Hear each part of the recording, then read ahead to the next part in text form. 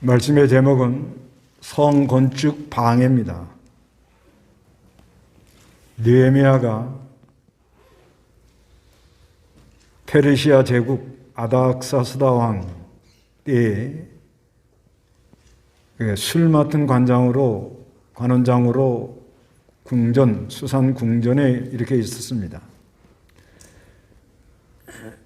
그런데 예루살렘에서 비보가 옵니다. 안 좋은 소식이 오는데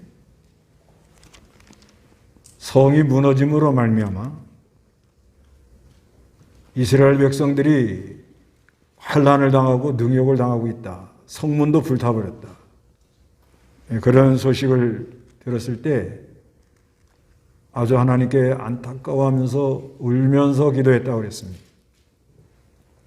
그러면서 기도하는데 자기 죄를 자복하고 우리가 하나님께 범죄했습니다.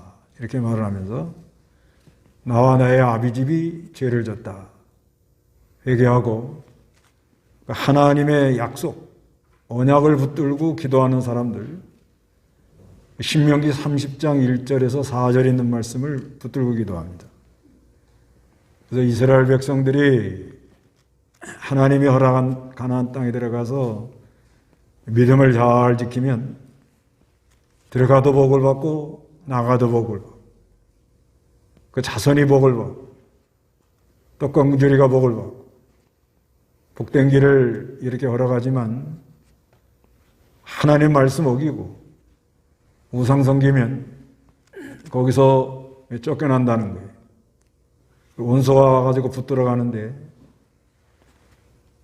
그때라도 붙들려 가가지고 하늘 끝에 있을지라도 회개하고 돌아오면 하나님이 돌아오게 해주는 역사를 일으킨다 그렇게 말하는 거예요. 하나님의 약속을 붙들고 기도합니다.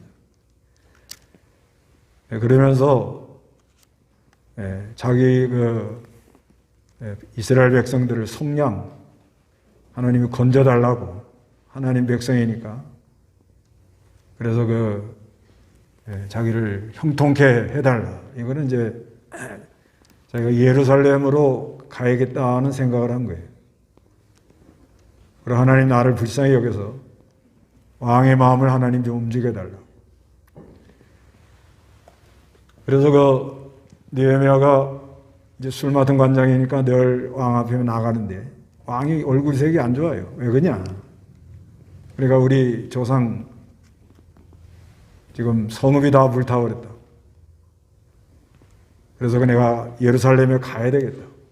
좀 보내달라고. 왕비가 좀 도와줘요. 그래서 허락을 받고 친서를 받아서 통행증을 받아가지고 또 성 건축할 제목을 받아가지고 그러고 옵니다. 오면서 많은 기도를 했다고 봐요. 특히 그 하나님이 자기에게 주신 마음, 그 마음을 잘 간직하고 아무한테 얘기도 안 하고 예루살렘에 도착해서 3일간을 좀 쉰 다음에 시차를 나가서 보니까 여러 곳이 무너져 있는 걸 발견했습니다. 그래서 어떻게 이걸 건축해야겠다는 확실한 생각을 가지고 백성들에게 이제 성을 건축하자. 그러니까 백성들이 감동을 받아서 우리가 일어나 건축하자.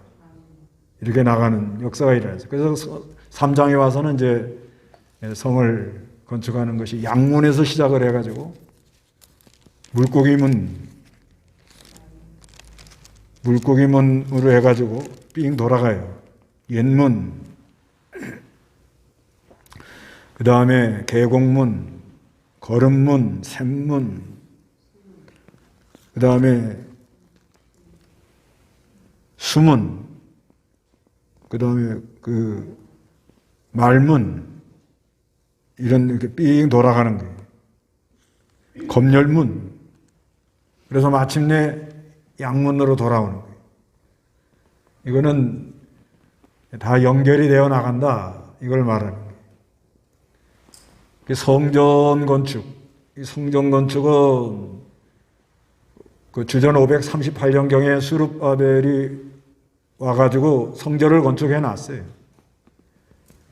그리고 에스라가 이제 나온 다음에 느헤미야가 주전 444년경에 이스라엘 백성들을 데리고 나온 거예요.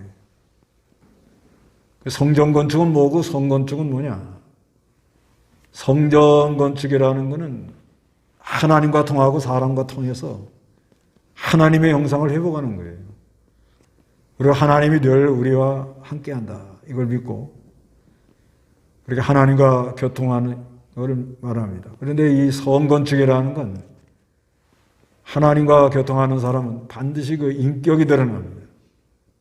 밖으로 하나님의 형상이 나타나고 그리고 하나님과 잘 교통하기 위해서는 여러 가지 마귀 역사가 일어나는데 그거를 서로 연합해서 그걸 잘 막아야 된다는 거예요.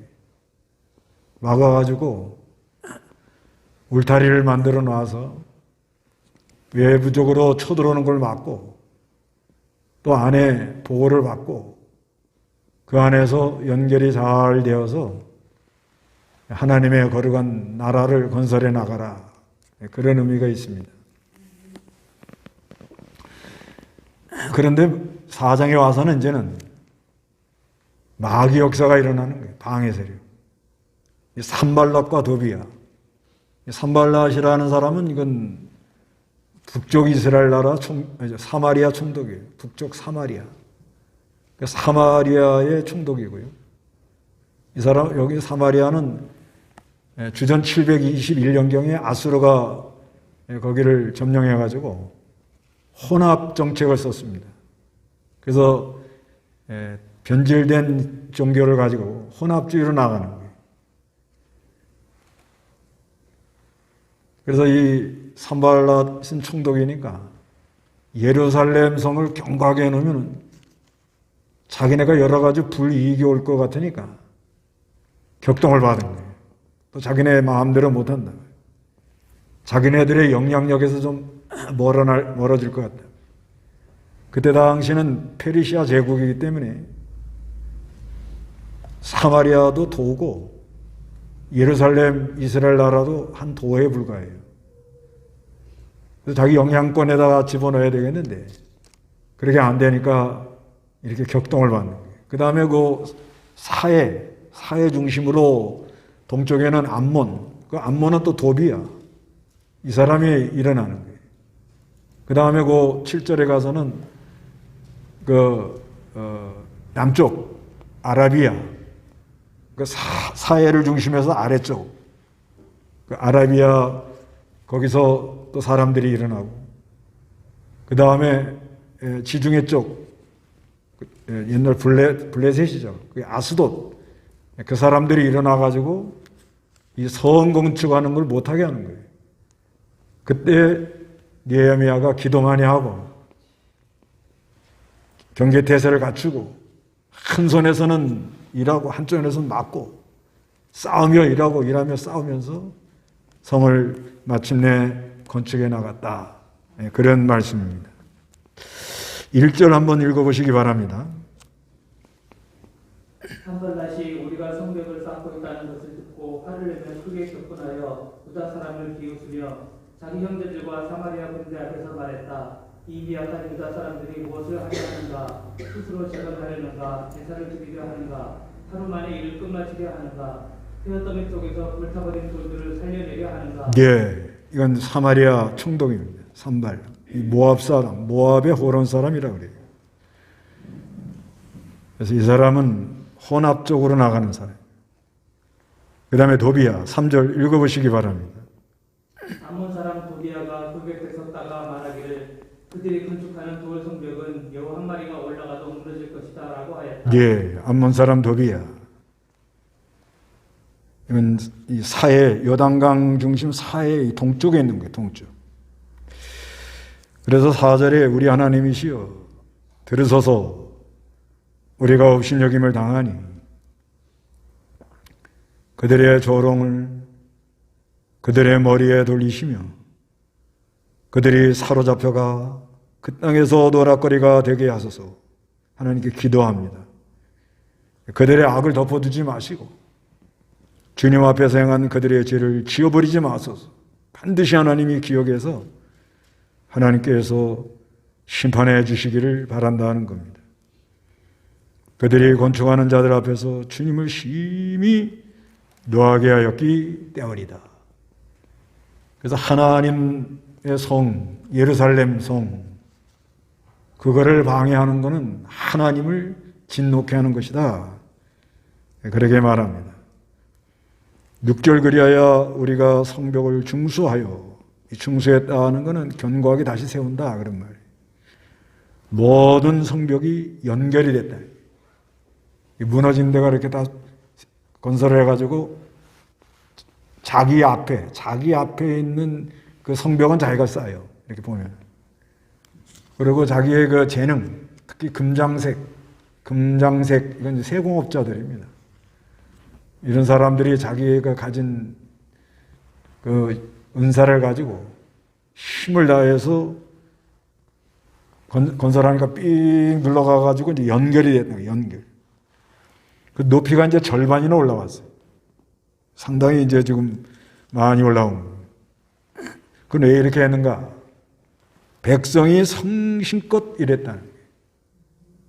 그래서 우리가 이 하나님 나라는 아주 성심껏 일할 때 역사가 나타나요. 마음을 다하고 뜻을 다하고 진정으로 하는 거예요. 자기가 아는 데까지는 진정으로, 성심껏, 일심으로. 이럴까 저럴까 이런 거는 일 못해요. 이 하나님이라 했다고 나서가지고 중간에 돌아가고 실패하는 사람은 왜 그러냐. 이렇게 산발락과 도비아 같은 방해 세력이 나올 때 그때 낙심하고 돌아가는 거예요. 그러나 믿음의 사람, 특히 기도의 사람들은 그걸 이겨내요. 이 느헤미야가 그거 하는 거예요. 이겨냅니다. 그래서 백성들을 힘을 돋아가지고 진심으로 하도록 이게 그 지도자의 역량이에요. 역량. 지도자가 하나님 앞에 진정으로 하면 백성들도 성심으로 함으로 하나님 나라가 건설되어 나간다. 그래서 이제 7절 읽어보시기 바랍니다. 산발락과 도비아와 아라비아 사람들과 암몬 사람들과 아수도 사람들이 예루살렘 성벽 중수가 진척되어 파손된 것이 복구되기 시작했다는 것을 듣고 매우 분개하였다. 그들이 함께 예루살렘을 공격하여 중수가 혼란을 일으키고 공모하였으므로 우리가 우리 하나님께 기도하고 그들 때문에 밤낮으로 보초를 세워서 경계하였다. 네, 여기 이제 산발락과 도비아도 일어났지만 아라비아 사람, 이거는 사해를 놓고 그 아래쪽입니다. 아래쪽. 네게부 지방. 암몬은 사해를 놓고 동쪽, 아수도는 서쪽, 지중해 그쪽입니다. 사면초가가 됐다 이 말이에요. 북쪽으로는 사마리아, 남쪽으로는 아라비아, 동쪽으로는 암몬, 서쪽으로는 아수도. 그래서 그들이 함께 예루살렘을 공격합니다. 그곳에 혼란을 일으킴으로 공모하였으므로 우리가 우리 하나님께 기도하고, 느헤미야는 어려울 때마다 하나님께 먼저 기도합니다. 기도.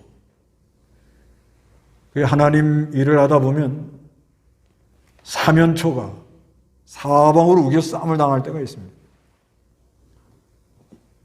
이럴 수도 없고 저럴 수도 없고. 그럴 때는 하늘을 바라보라. 하나님께 기도하라는 게 기도하라는 그 사인을 보여주는 거예요. 이럴 수도 없고 저럴 수도 없고 꼼짝없이 지금 어려움을 당할 수밖에 없는 그런 상황이니까 이제 주님만 바라보고 기도하라는 거예요. 그러면서 기도하면서도 사람이 할 일을 했다 그런 말이에요. 기도만 하고 그냥 됐다 이게 아니고 기도를 하면 어떤 문제가 일어났을 때 이렇게 산발락과 도비아, 아라비아 사람, 또 아수도 사람, 암몬 사람 이런 사람들이 막 겹겹이 공격에 들어올 때 기도하면 성령께서 지혜를 줘서 이걸 어떻게 해결하고 나가야 된다 하는 그런 지혜가 온다는 거죠. 근데 기도는 하는데 무슨 지혜가 안 나타났다. 그건 좀 수상한 거예요. 잘못된 기도를 한 거지. 기도하는 사람은 반드시 어떤 문제에 대한 지혜를 하나님이 준다. 그러니까 이제 방비를 하는 거예요. 어떻게 방비를 하느냐. 그들 때문에 밤낮으로 보초를 세워서 이제 경계를 해가지고 또 문제가 뭐냐면 이제 밖에서도 공격에 들어오고 안에서도 지금 사람들이 이제 힘들어 합니다. 10절 읽어보세요.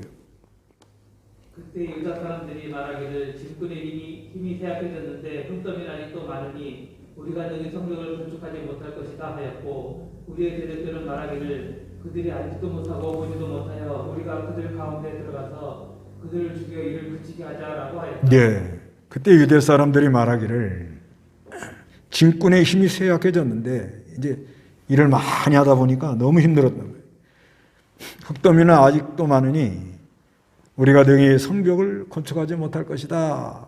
이제 사람들이 약해지는 거예요. 내부에서 지금 문제가 일어납니다. 기진맥진해진 거예요. 그래서 우리의 대적들은 말하기를 그들이 알지도 못하고 보지도 못하게 우리가 그들 가운데로 들어가서 그들을 죽여 이를 그치게 하자는 거예요. 그리고요, 12절에 그들 근처에 사는 또 유대 사람.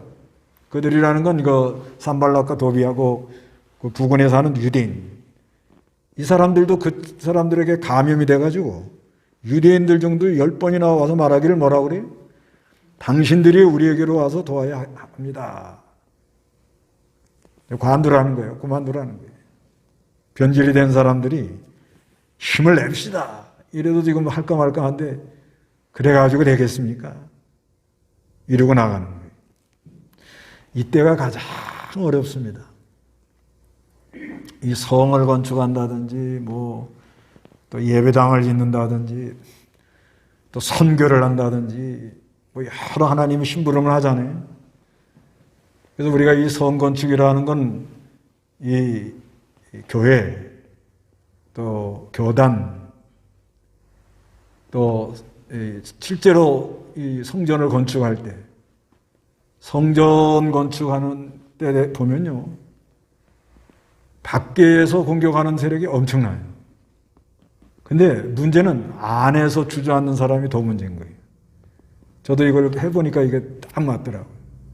밖에서 공격에 들어오는 거 그거 막는데 몇 년 걸려요. 근데 안에서 또 이게 그렇게 하고 되겠냐는 거야.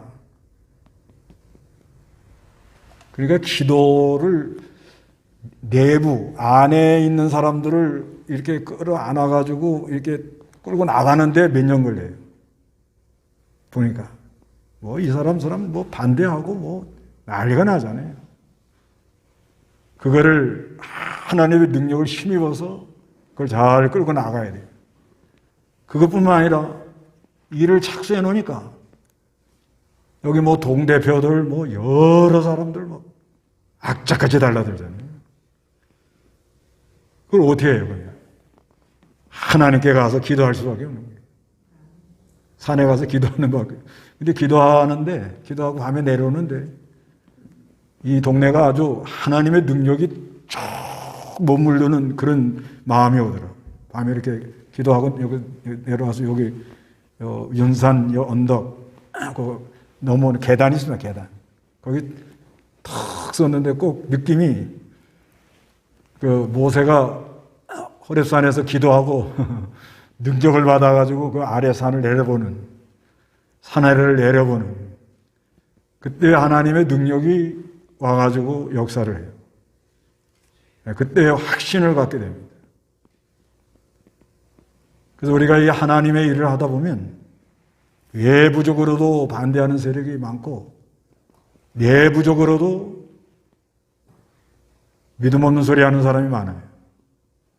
거기에 그냥 안 되는가 보다 이러면 나가지 못해. 주저앉는 거예요. 그걸 기도로 이기고 나가야 된다. 기도로 이기고 나가야 돼. 그래야 하나님의 능력이 나타나요. 권능이 나타나요. 그래서 이제 이제 하나님이 지혜를 주니까 느헤미야가 13절 읽어보세요. 내가 가문별로 자기 칼과 창과 활을 들게 하고 성벽 뒤쪽 낮은 곳과 높은 곳에 백성을 배치하였다. 그리고 내가 돌아온 후에 일어나서 귀족들과 관리들과 남은 백성에게 말하기를 그들로 인하여 두려워하지 말고 크고 두려우신 주님을 기억하여 너희 형제들과 아들들과 딸들과 아내들과 집들을 위하여 싸우라 하였다. 네, 내가 하는 건 느헤미야입니다. 느헤미야가 가문별로 자기 칼과 창과 활을 들게 하고 성벽 뒤에 낮은 곳과 높은 곳에 백성을 배치를 쫙 했습니다. 그리고 내가 돌아본 후에 일어나서 귀족들과 관리들과 남은 백성에게 말하기를 그들로 인하여 두려워하지 말고 크고 두려우신 주님을 기억하라. 우리가 이 영적 전쟁에 있어서는 원수를 보고 두려워하지 말아야 돼요.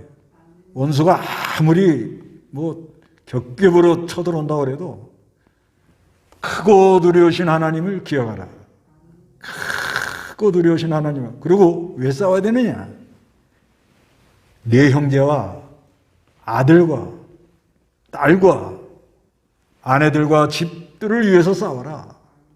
우리가 이 영적 전쟁을 하는 이유가 여기 있는 거예요. 먼저는 두려워하면 안 돼. 두려워하면.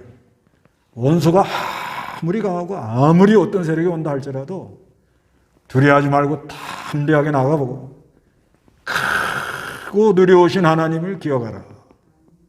하나님의 능력으로 여기까지 온 거예요.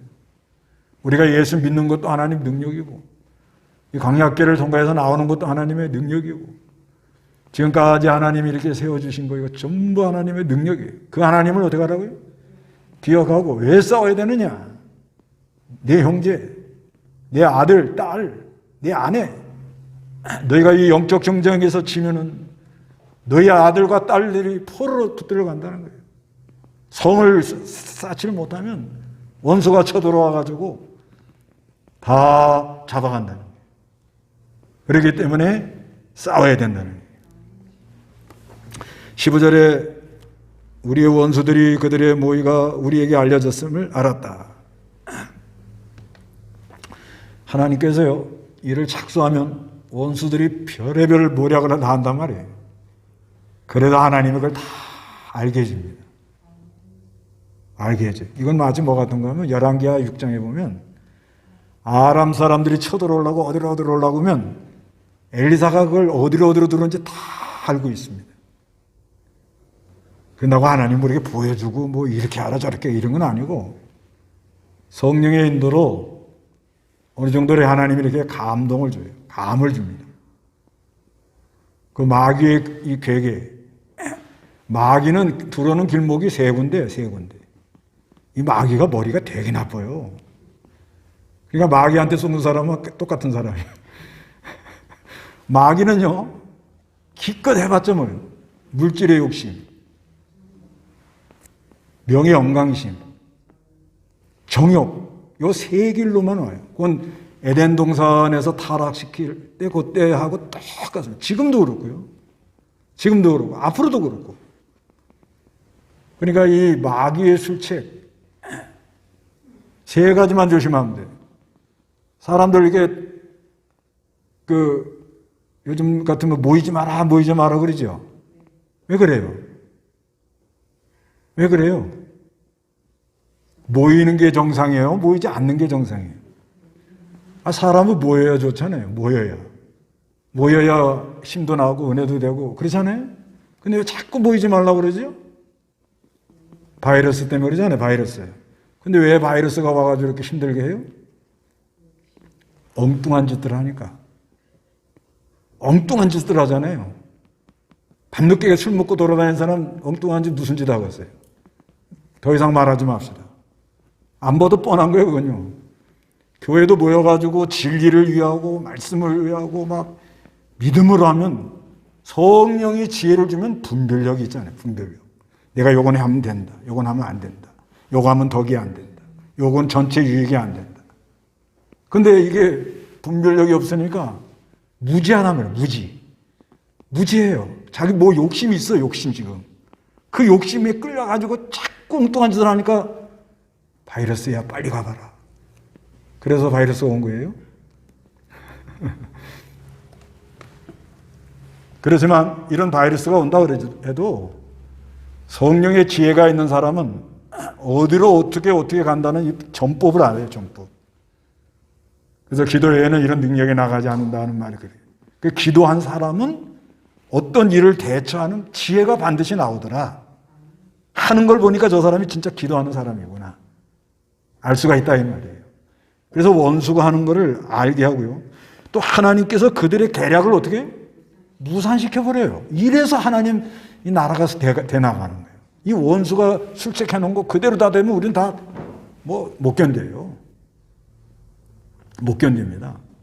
근데 결백하게 마귀가 충동을 해가지고 무슨 일을 막 꾸며놓잖아요.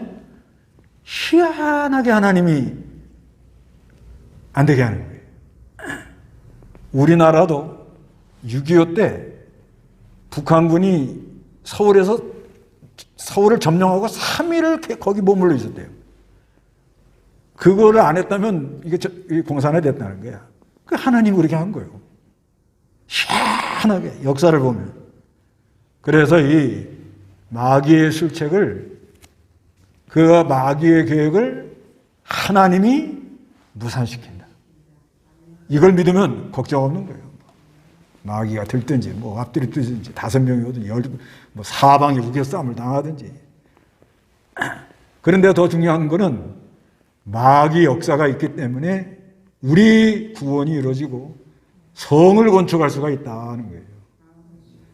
어려움이 와야 기도하게 되고 기도해야 하나님 능력을 입고 하나님의 지혜가 나타나가지고 하나님의 일을 하는 거예요. 그래서 우리가 모두 성벽으로 돌아가 각자 일을 하였으므로 16절에 그날부터 네 부하들 중에 절반은 공사에 참여하고 나머지 절반은 갑옷을 입고 창과 방패와 활로 무장하였으며 관리들은 유다 온 족속 뒤에 지원하였다.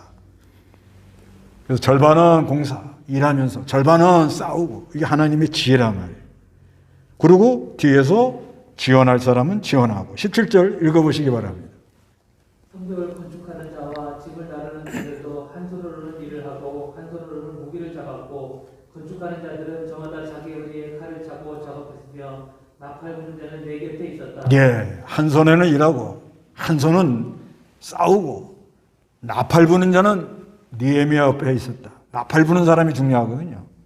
신호를 해서 그 신호대로 지도자의 신호대로 싸울 사람은 싸우고 일할 사람은 일하고 이렇게 나간다라는 거예요. 지도자가 그 신호하는 대로. 이건 마치 뭐와 같은 거면 야구 있잖아요. 야구요. 야구 할 때 그 감독이 이렇게 사인하잖아요. 이렇게. 예? 그거 말 안 들으면 쫓아내요. 암만 타율이 좋고 암만 실력이 있어도 이 감독은 그날 경기의 전체 그림을 머릿속에 다 가지고 있어서 이때는 희생 번트를 해라. 이때는 치고 달려라. 그거 다 이렇게 사인이 있다고요. 그런데 내가 홈런 왕인데 나한테 치고 번트를 내라고요. 번트를 하니까 짧게 놓고 이제 탁 쳐놓고 도망가는 거예요. 자기는 희생 번트라고 그래가지고 다른 사람을 살리고 나는 죽는 거예요. 그래가지고 나는 홈런 치겠다고 홈런 쳐도 너는 다음에 안 쓴다. 그러니까 또 야구 선수는 화가 나서 막 난리가 나잖아요. 그런 거와 같은 거예요. 이게 나팔수는 누구 곁에 있었다? 느헤미야 곁에 있었다. 지도자의 사인에 의하여 싸울 사람은 싸우고 일할 사람은 일하라. 근데 이게 전체 그림이 있거든요. 전체. 지도자는 그런 눈이 있단 말이에요. 전체를 보는 지혜가 있는데 그 사인대로 좀 움직여야 되는데 엉뚱한 짓 하고 있으면 너는 다음부터 안 내보낸다. 그렇게 되는 거예요. 그런 의미가 있습니다. 19절 읽어보세요. 많은 귀족들과 관리들과 남은 백성에게 말하기를 이름 많고 지역은 넓어 우리가 성벽 위에 흩어져 있고 각각 자기 형제들에게서 멀리 떨어져 있으니 너희가 나팔소리를 듣거든 모여 우리에게로 오너라. 우리 하나님께서 우리를 위하여 싸우실 것이다 라고 하였다. 예, 이 나팔 소리는 그 민수기에 나오죠. 예, 민수기 10장에 한 번 부르고 길게 부르고 울려 부르고 전쟁 나갈 때는 울려 부르는 거예요. 소집할 때는 한 번 부르고 그 신호에 따라 움직여라 이거예요. 그래서 21절 읽어보세요. 우리가 이렇게 일을 하는데 나머지 절반은 돋을 때부터 별이 나올 때까지 창을 잡았다. 그때 내가 또 백성에게 말하기를 각자 자기 부하와 함께 예루살렘 안에 머물며 밤에는 우리를 위하여 보초를 서고 낮에는 일을 해라라고 하였다.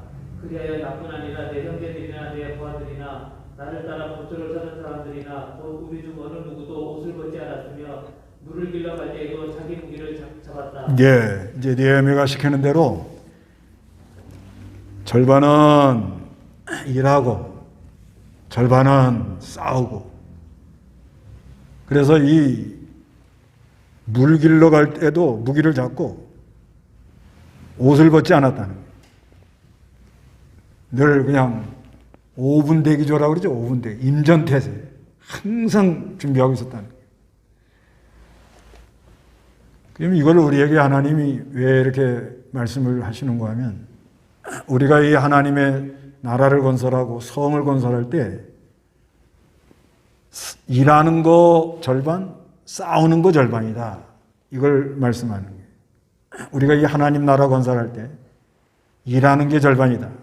이거는 하나님 나라 건설하는데 하나님의 형상을 닮아가면서 자꾸 하나님의 역사를 이뤄가면서 하나님의 이 일을 하는 거예요. 그게 절반이에요, 절반. 그리고 절반은 싸우라는 건 잘못된 거에 대해서는 싸워야 된다는 거예요. 이걸 두 개를 같이 해야 돼요. 일은 안 하고 매일 싸우는 사람.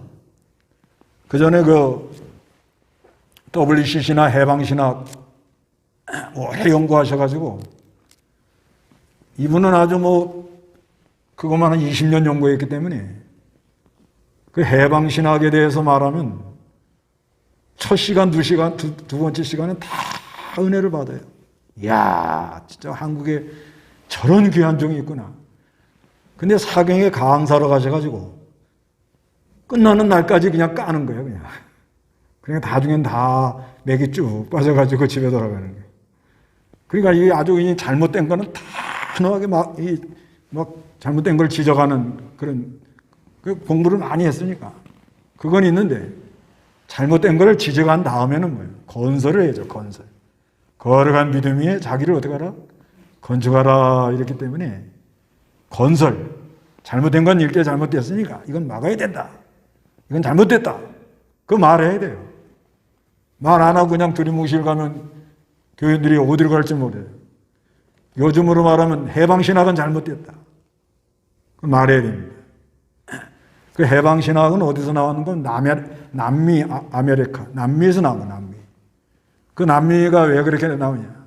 군부가 들어오면서 정치적 압박, 경제적 수탈. 그러면서 빈부 차이가 너무 많아지니까. 그러니까 사람들이 뭐예요? 성경에 해방과 자유와 해방이 있잖아. 우리도 자유와 해방을 누리면 좋겠다. 그래서 나온 게 해방신학입니다. 해방신학, 우리나라는 민중신학. 민중, 이 백성들의 억압당하는 데에서 해방을 시켜야 된다. 그 다음에 여성신학, 약자를 보호해야 된다. 흑인신학, 소외된 사람을 돌봐줘야 된다. 요즘은 이게 아주 문제입니다. 해방신학. 해방신학, 이거는 이 복음하고는 많이 달라요. 근데 이거 따라가는 사람이 상당히 많아요. 그래서 성경 해석이 아예 달라요.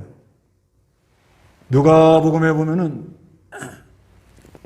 복음이 주의 영이 임함으로 복음이 전파되면 가난한 자의 복음을 전파하시고 눈먼 자에게 복음이 전파되고 포로된 자에게 자유를 주시고 눌린 자를 해방시킨다. 그런 말씀이 있어요. 누가복음 4장 보세요.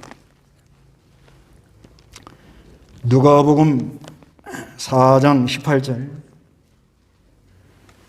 주님이 여기 내게 임하였으니 주께서 내게 기름을 부으셔서 가난한 자들에게 복음을 전하도록 하셨다. 주께서 나를 보내셔서 포로들에게 자유를, 맹인들에게 다시 보기 등을 선포하고 억눌린 자들을 자유롭게 하며. 예, 여기 보면 주의 영이 내게 임하셨으니, 이거는 이사야 61장 1절 2절을 인용한 거예요. 주께서 내게 기름을 부으셔서 가난한 자들에게 복음을 전하도록 하다. 가난한 자. 이게 바른 해석은 뭐냐? 심령이 가난한 사람.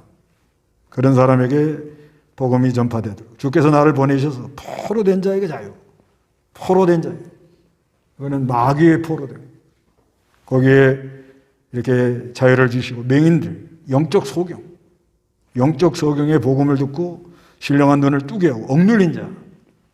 제 세력에 눌린 자에게 자유롭게 하고 주의 은혜의 해를 선포했다. 이게 바른 해석인데 해방신학자는 그렇게 해석을 안 합니다. 이걸 뭐라고 해석하는 거? 가난한 자. 실제 이 경제적 수탈을 당한 사람들, 가진 자들이 이 가난한 사람을 얼마나 참 착취를 했는가. 여기서 해방을 해야 된다. 포로된 자, 억눌린 자, 불의의 세력, 잘못된 정권, 여기에 대해서 자기가 해방을 누려야 된다. 맹인, 난 놓고 기억자도 모르는 문맹, 지식이 없는 사람들. 그래서 가르쳐야 된다. 그래서 옛날에 그 야간 학교, 그 회사 다니는 사람들 야간에 공부 많이 시켰잖아요. 그게 다 그런 건 아닙니다. 다. 그렇지만 이런 영향받은 사람이 상당히 있었어요. 그 모아놓고는 뭘 가르치겠어요? 해방신학 가르치고. 이런 걸 하면 그 얼마나 그럴듯해요. 소외된 사람을 돌봐야 된다. 약한 사람을 돌봐야 된다. 이렇게 나가니까 그거 싫어할 사람이 어디 있겠어요? 그렇지만 그건 복음이 아닙니다. 그건 잘못된 거예요. 잘못된 건 잘못됐다고 해놓고는 그리고 한쪽에는 건설을 해야 돼요. 거룩한 믿음 위에 자기를 어떻게 하라고요? 건축하라. 그러니까 건설해서 잘못된 거는 막고 옳은 거는 따라가면서 생명의 역사가 일어나가지고 점점 자기 그 하나님 역사가 있어 인격이 나타나고 교회가 든든히 살아가고 어떠한 세력이 와도 공격해도 막아내는 그런 역사가 있어야 됩니다. 그런데 또 건설만 하자 우리는. 나는 진리만 증거한다. 이러면서 바른 거를 열심히 전하는데 싸우지 않으면 비진리가 들어온다든지 이단이 들어온다든지 해방신학이 들어와가지고 이거를 공격하면 교인들은 뭐 안 해요?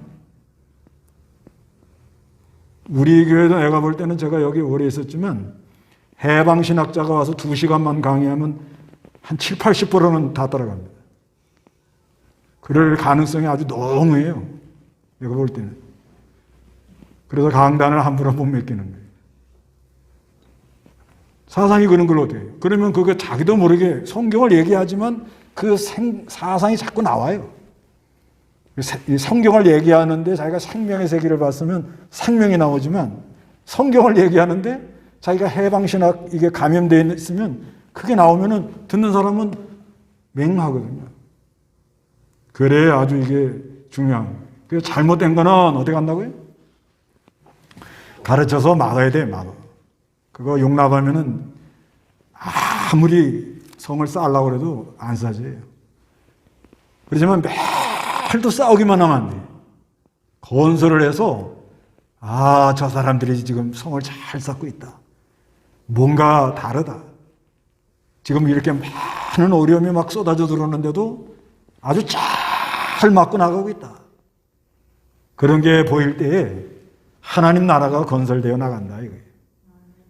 그래서 언제든지 성을 쌓으려고 하면은 산발락과 도비와 같은 세력들이 방해를 놓을 때 지도자는 하나님께 먼저 기도해서 기도하면 성령의 지혜로 전법이 나오는 거예요. 전법. 이게 전부 기도 속에서 나온 전법이에요.